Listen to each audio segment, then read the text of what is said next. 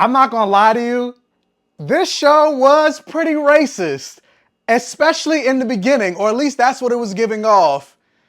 But at the same time, I still really enjoyed it. Is there something wrong with me?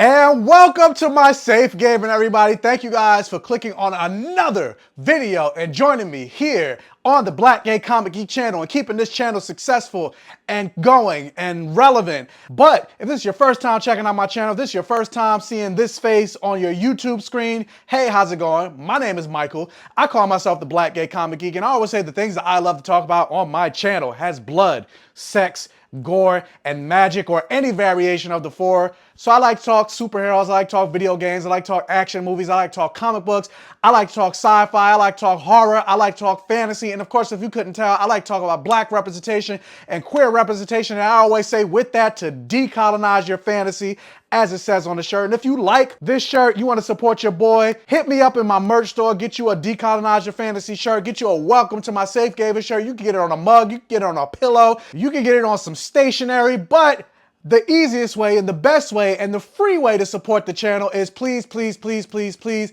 hit that like button if you're coming across this video or any video of mine that you see. Watch for the watch time, like, share, comment, interact for the all gay rhythm. But yeah, guys, it's gonna be an interesting review, especially based on the intro. I know some people are like, wait, what?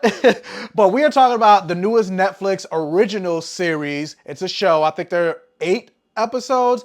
It is called The Bastard Son and the Devil Himself. And I actually just learned before I started recording this review that it's actually based off a book. Never read the book, never heard of the book, but let's talk about the Netflix show. The Bastard Son and the Devil Himself tells the tale of Nathan after being discovered as the illegitimate son of the world's most dangerous blood witch, Marcus Edge. 16-year-old Nathan Byrne was quietly monitored by the Council of Fairborn Witches for the first 16 years of his life out of fear he'd turn out to be just like his father.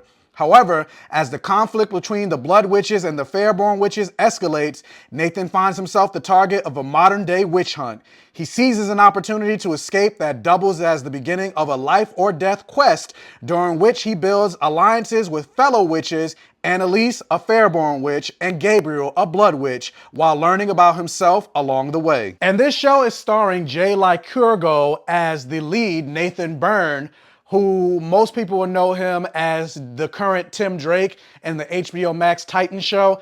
And I never knew he was English until this show. I don't really watch Titans, but I've seen some clips and I've seen certain scenes of his, and I was like, oh, he's English. Never knew that. And so yeah, like I mentioned in the synopsis of the show, there are 2 warring clans of witches in this world. The Fairborn Witches and the Blood Witches. And they have been warring with each other, clashing with each other, and have basically been enemies with each other for years. And in many ways, it's kind of West Side Story in the Sharks versus the Jets. However, in this particular story, like I mentioned again in the synopsis, the character of Nathan, he's born of both. He is both a Fairborn Witch and a Blood Witch. And so how do you navigate your life when you are the child of 2 warring clans, of 2 warring factions? And the reason I said that, and actually let me get this out the way first. The main reason I started watching this show is because I found out it was queer. It was an LGBTQ related show. The main character is a queer character. So I was just like, and it's magic. So I was like, oh wait, gay and magic? Sign me up. And I heard it was pretty rated R, blood, sex, gore, magic, and gay. I was like, that's all I want. And the main character is black. Sign me up. So I started watching. But to address what I mentioned in the intro to further talk about in my review, the reason I was like, okay, I am a little triggered a little bit by this show, and it's giving off that it's coming across to be very racist. And I'm like, I don't know if that was the intention, because again, I didn't know it was based on a book or anything like that. But like the character of Jay Lycurgo, he is the only real, I mean, there are others, but he's the only real black lead or main character in this show, especially in the first few episodes. And because he is born of a blood witch and a fair-born witch, and he's been raised by the fair-born witches, and his father is one of the most powerful and notorious blood witches to ever exist, they treat Nathan like crap. Like, and no full spoilers in the show, but there's literally a moment where the fair-born witches put him in a cage and say, this is where you sleep tonight, and they almost not literally feed him dog food, but they treat him basically even worse than they treat a dog. And because it is, like I said, he's the only main black character in the show. So because a lot of the white characters are doing this to him, I'm just like, I get what they're trying to do because, you know, he's a half-breed or whatever, but it's like, because it's white people treating him like this, it is not playing what, and like I said, I don't know if that was the point, and which is why they cast a black character, because again, I don't know the books, I don't know if he's black in the books, but I did read, and I'm glad they actually changed this, I did read a synopsis in the book, and in the books, they're not called the Fairborns and the Bloods. They are literally called black witches and white witches, and I'm just like, come on now.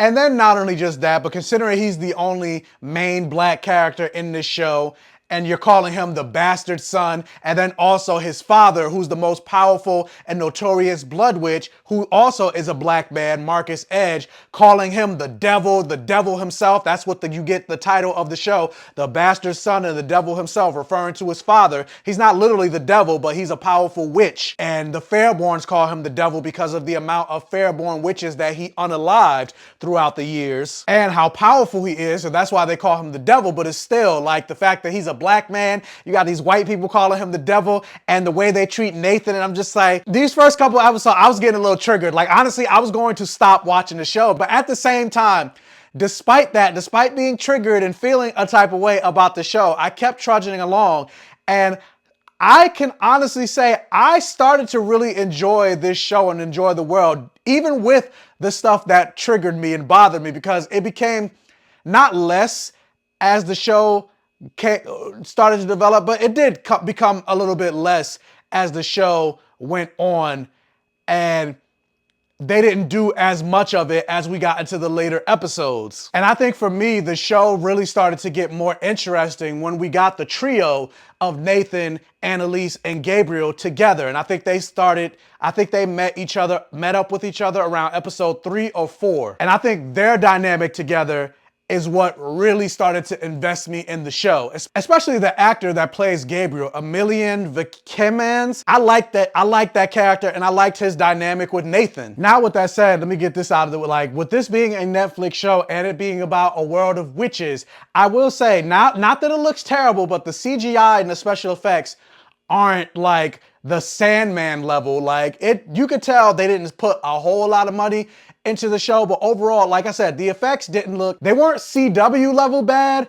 but they were a little bit above CW, but you could tell, like, I don't know, maybe they didn't think the show would be successful. They didn't really know much about the show and the audience that they will attract, so they didn't put a lot of money into the show, but the special effects were they were serviceable. And interestingly enough, like, another thing that kind of got me watching and invested in the show is, like, I hate watched, because not the show in and of itself, but there is the main villain really of the show, I would say, is Nathan's own sister, his half-blooded sister.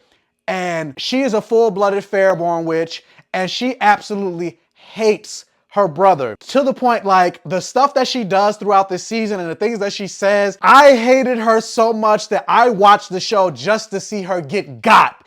And I was just like, oh, she needs to die, and she needs to die bloody. Like, the way people felt about Joffrey in Game of Thrones is exactly how I felt about this bitch in this show. And it's so funny because in real life, she's probably the nicest person ever. And I find that about a lot of people that play villains and play villains really well. You watch them in interviews or see them in, like, they end up being the nicest people, but they play villains so well. And that's probably the case with her. Like, I hated the hell out of her in this show. And again, because she's white and she's treating her black or half black brother this way, I'm just like, And again, they don't say it because he's black in the show. He's treated that way because he is a blood witch, or he's related to a blood witch, and not just any blood witch, but the most dangerous blood witch. But at the same time, he's still black. So that's how it still comes across, at least to the black audience, because I've spoken to a couple black people that watch this show that also enjoyed this show, but they still felt triggered by the kind of racial connotations in this show as well. And that's why, again, I'm just like, did they do this on purpose? Because there's no way they couldn't have known that this was going to be a thing. But then again, I don't know who the writers' room are. If it's a writers' room of all white people, then yeah, they probably they were completely oblivious to the fact. But overall, I did enjoy the show. I would totally like for there to be a season 2. I would recommend it. And like the relationship, the budding romance that happens between, and I'm not gonna say who, but like, again, the character of Nathan, he is bisexual, so there is queer elements in there. And I actually found out from the show that Jay Lycurgo is himself bisexual in real life. And I'm not sure if any of the other actors are queer, but I'm like, there's a kiss between Jay Lycurgo and somebody else, and I'm just like, I don't think that was acting. I feel like that was real kiss. Because I said before, like, not before, I made a TikTok video about this, but most times when you see actors kiss in movies or in television shows, they're just using their lips. That's it. But these two in this, like, full tongue act, like you saw I was like, that wasn't, they were actually kissing. And I'm like, there's no, like, they're in a relationship. I don't care. They're actually having sex offset. Cause and funny enough, granted, I don't know, I'm not even gonna, I feel like I'm gonna say too much, but like, yeah, like that was full on tongue action. So I'm like, that alone will get me to watch season 2, because I want to see more of that. But anyway, for me, the bastard son of the devil himself, I'm gonna say it's a low hit. But the question is, have you watched The Bastard Son of the Devil himself? What did you think about it? I know when I went live for Interview with the Vampire and I mentioned that I was going to release this review, I know somebody in a comment said it was trash. So all art is subjective. So maybe you couldn't get past the racial dynamics, or maybe you didn't even pay attention to that. You still didn't like the show. Regardless, everything in art is opinion-based. My opinion is I enjoyed it. Maybe your opinion might be different. Leave a comment in the comment section below and let's talk about it. But also, if this is your first time checking out one of my videos, please check out the other videos on my channel. If you like what you see, please subscribe for more and hit that bell notification button so you're alerted every single time I post a new video. And please, if you made it to the end of this video, you made it to the beginning of this video, hopefully you made it to the end of this video, thank you so much. Do me a favor, hit that like button. Once again, it'll help with the YouTube algorithm and getting this video and my channel out there, and tell your friends, families, and neighbors about my channel to help me continue to grow. And as always, I will catch you guys next time.